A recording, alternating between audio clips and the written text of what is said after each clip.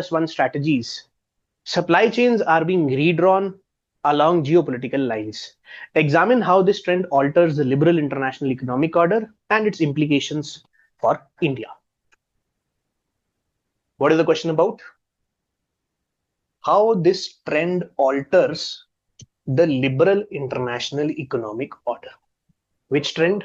Trend towards China+1. First question. Second, implications for India. Two questions are being asked. Tough question, I would say.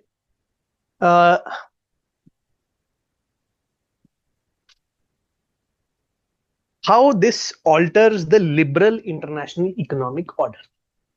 Look, when we talk about the liberal international economic order,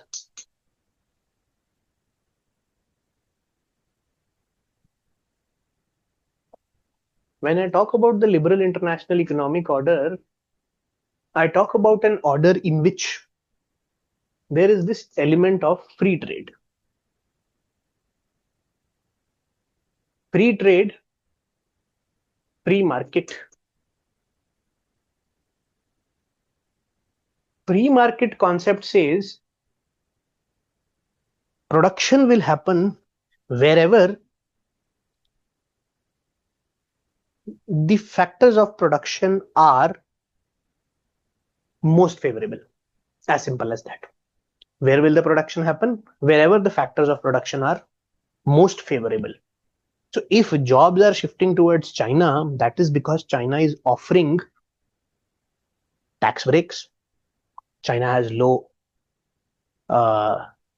wages. China is providing export incentives. So the market goes to China and starts producing there. So my logic is, look where production is efficient, look where it is cheap, look from where I can easily distribute to the world. That's how free market works. And that is why free trade is also needed, because I want to undertake this. This is the idea of capitalism. Idea of free market, that okay, the best will take the most. For that, you need to give a product at a lower cost, and you need to give a product at a good product at a lower cost.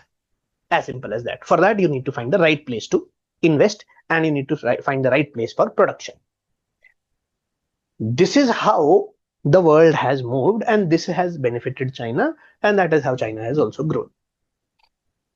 Now, what we are saying is that we are going for something called as China+1, in which the idea is, let's shift the production from China. Let's shift the production from China. Either you shift the entire production, which will obviously not happen, because otherwise China will retaliate. What can happen is, the new production which was supposed to come, let's take it somewhere else.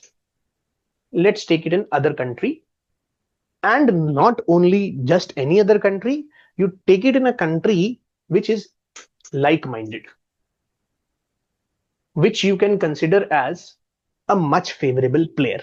That is why the usage of the term friend shoring. You go to the shores of your friend. Okay. That means now the markets, they are not moving as per the logic of profit.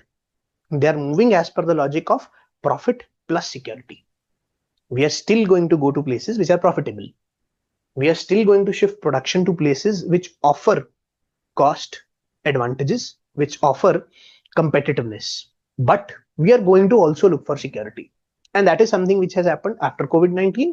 And that is something which is a deliberate strategy so as to reduce reliance on China.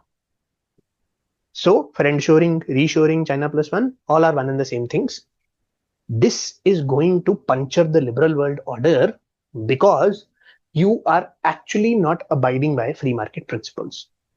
You are including the element of security, and you are saying, even if I'm getting the best price in China, then also I let it go, because I have to look at the security aspect, and I have to look at the long-term view, which is that the world is already dependent on China. The world will keep on depending on China.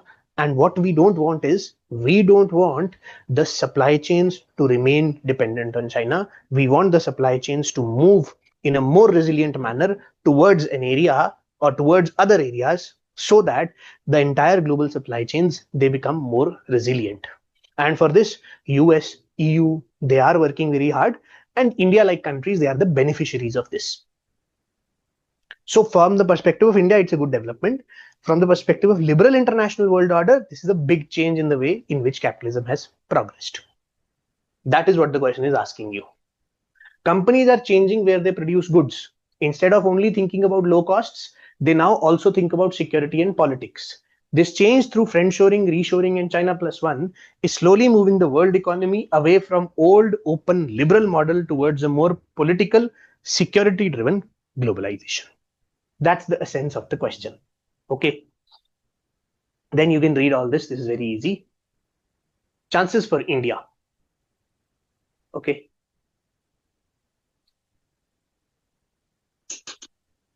Many Indian and foreign analysts see this as a big opening for India. They point to the rising risk, costs, and political risk in China, Western and Japanese policies to diversify supply chains, India's large workforce, big domestic market, democratic system, and India is offering incentives in the form of production linked incentives and better infrastructure.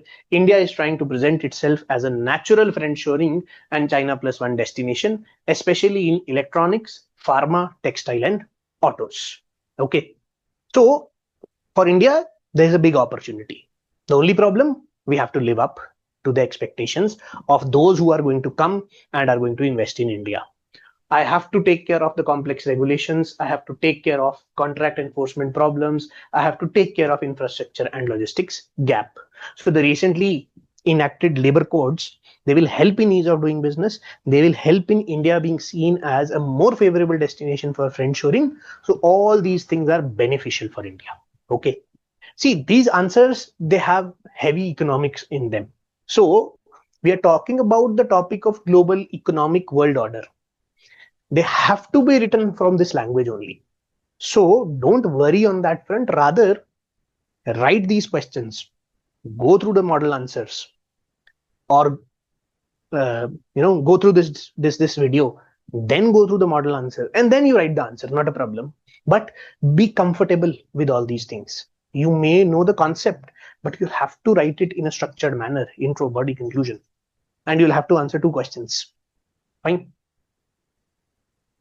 Although if you see the second question, new international economic order, the second question around the alternate payment systems, the third question around friendshoring, they have a great interlinkage with them. You can expect these kinds of questions. Okay. Last question. Question number 5. Again, a question on WTO, but here the question is asking you, what options do the members have to save WTO? What can we do